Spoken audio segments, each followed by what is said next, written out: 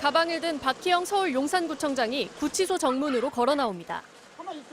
12구 참사 유족들이 격하게 항의합니다. 경찰에 둘러싸인 채 빠져나오는 박 구청장. 누군가 던진 계란 노른자가 얼굴에 튑니다.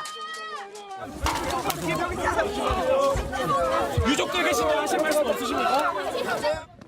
아무 말이 없던 박 구청장은 경찰 도움으로 유족들에게서 벗어나자 겨우 입을 열었습니다. 뒤에 유족분들 계신데 하실 말씀 없으세요? 일부 유족들은 차를 향해 가던 박 구청장에게 다시 달려와 거세게 항의했습니다.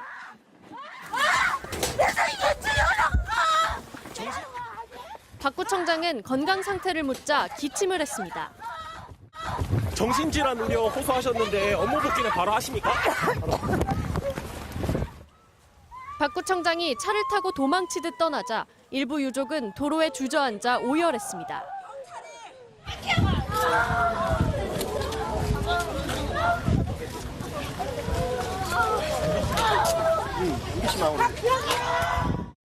(12구) 참사 부실 대응 혐의로 작년 말 구속된 박 구청장은 참사의 충격으로 공황장애에 시달리고 있다며 보석을 청구했습니다.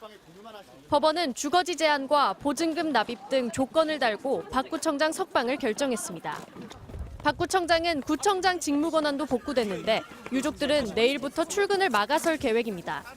유족들은 또 12구 참사의 진상규명을 위한 특별법을 조속히 제정해달라며 국회 앞 농성을 시작하기로 했습니다. 2022년 10월 29일의 안전은 모자라도 한참 모자랐습니다. 아니, 아예 없었습니다. 유족들은 참사가 발생한 10월 29일을 기려 매일 오전 10시 29분 서울광장 분향소에서 국회까지 시민행진도 진행하기로 했습니다. MBC 뉴스 김지인입니다. 12구 참사 직후 박희영 용산구청장은 할 수 있는 건 다 했다고 말했습니다. 구청에서 할 수 있는 역할은 다 했습니다. 인파가 그 정도일지는 사실 예상 못하신 건가요? 못하죠. 박 구청장의 거짓 해명과 부실 대응 정황은 속속 드러났습니다. 첫 순찰을 나갔다던 저녁 8시 20분쯤 CCTV에는 귀가하는 모습이 포착됐고 밤사이 서울소방재난본부가 주최한 6차례 긴급회의엔 한 번도 참석하지 않았습니다. 공직자로서 직무에 대한 최소한의 책임의식이 있다면 그토록 많은 인파가 몰릴 것이라 예상했음에도 어떻게 아무런 대책을 세우지 않을 수 있습니까? 결국 작년 12월 말 구속된 박 구청장은 구속 직후 구속이 부당하다며 구속 적부심을 청구했다가 기각됐습니다. 5월부터 시작된 첫 정식 재판을 앞두곤 다시 석방해달라며 보석을 청구했습니다. 법원의 보석 신문에서 박 구청장 측은 12구 참사의 충격과 수습 과정의 스트레스로 정신과 진료를 받아왔다며 수감 뒤 불면과 악몽, 불안과 공황장애에 시달리고 있다고 주장했습니다. 또 주최자가 없는 당시 인파를 재난으로 볼 수 없고 구청장은 인파를 통제할 권한이 없다는 주장도 거듭 펼쳤습니다. 부하 직원인 용산구 전 안전재난과장도 방어권 보장을 이유로 보석을 청구했습니다. 헬로윈 위험 보고서를 삭제한 혐의로 기소된 박성민 전 서울경찰청 공공안녕정보외사부장, 김진호 전 용산서 정보과장도 나란히 석방을 요구하며 보석 청구서를 냈습니다. 12구 참사 유가족협의회는 다음 주 이들의 보석 청구에 대해 입장을 정리해 재판부에 제출하기로 했습니다. MBC 뉴스 송구민입니다. 참사 직후 이태원 헬로윈 행사를 축제가 아닌 하나의 현상으로 봐야 한다고 말해 논란을 일으켰던 박희영 용산구청장. 이건 축제가 아닙니다. 그냥 할로윈 데이에 모이는 일종의 어떤 하나의 그런 현상이라고 봐야 되겠죠. MBC와 단독 인터뷰 당시 박 구청장은 책임을 다했다며 참사 전에 2차례 현장 순찰과 점검을 했다고 언급하기도 했습니다. 저는 가까운 곳에 살기 때문에 9시에 다시 나와봤습니다. 그때 좀 늘었다는 생각이 들었지 이렇게 폭발적으로 늘 거라고는 예상을 못했죠.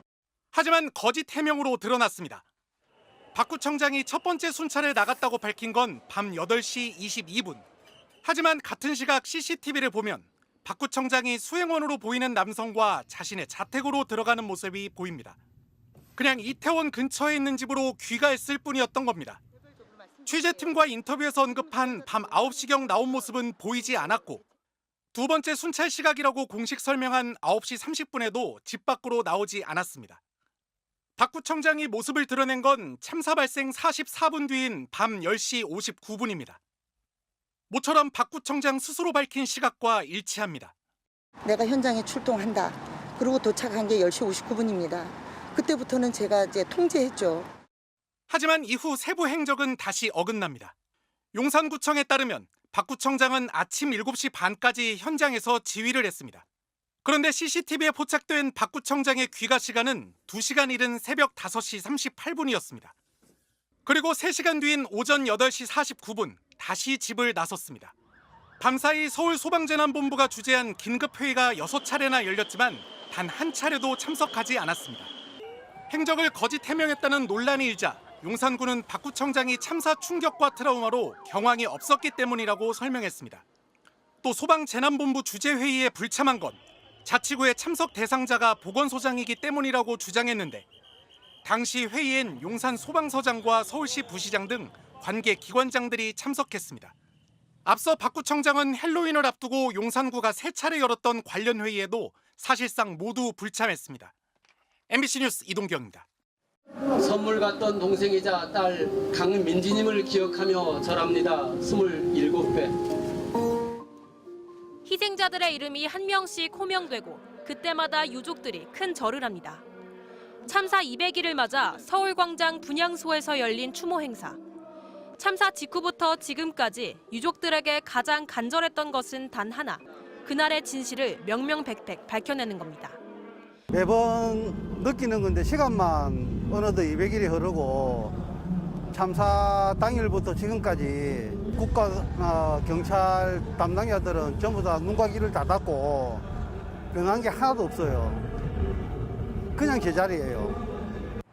유족들은 지난 3월 말부터 4월 초까지 진실버스에 올라 진상규명 특별법 제정을 위한 서명을 받았습니다. 하지만 정부 여당의 화답 대신 유족들은 2차 가해에 시달렸습니다. 익명의 온라인 댓글들은 물론 정부 고위 관계자나 정치인들까지 막말 행렬에 동참했습니다. 생전 처음 느껴보는 그런 모욕감, 전혀 예상하지 못했던 그런 사람들의 공격. 도대체 우리가 왜 자녀를 잃고 이렇게 힘들게 슬픈 시간을 보내고 있는데 이 같은 2차 가해의 화살은 남은 생존자의 의지마저 꺾었습니다. 16살의 어린아이는 43일간 홀로 고통을 겪다 스스로 생을 마감하였습니다. 미약 하나마 진상은 조금씩 드러나고 있습니다. 어제 용산구청 관계자들에 대한 첫 재판. 당시 당직 공무원은 참사 당일 저녁 박희영 용산구청장이 대통령실 주변 시위 전단지를 제거하라는 지시를 내렸다고 말했습니다. 헬로윈 인파 민원을 받아 현장에 나가려 했지만 이 지시를 수행하느라 못 나갔다는 겁니다. 김광호 서울경찰청장에 대한 검찰 수사는 넉 달째 기소 여부도 못 정한 채 머뭇거리고 있습니다. 진실을 알 권리, 그래서 제대로 애도할 권리마저 박탈당한 채 유족들은 벌써 200일을 맞았습니다. 정부는 그때나 지금이나 우리에겐 없습니다. 아무것도 달라진 것도 없고 우리 유가족의 아픔만 남아 있습니다. MBC 뉴스 김세영입니다.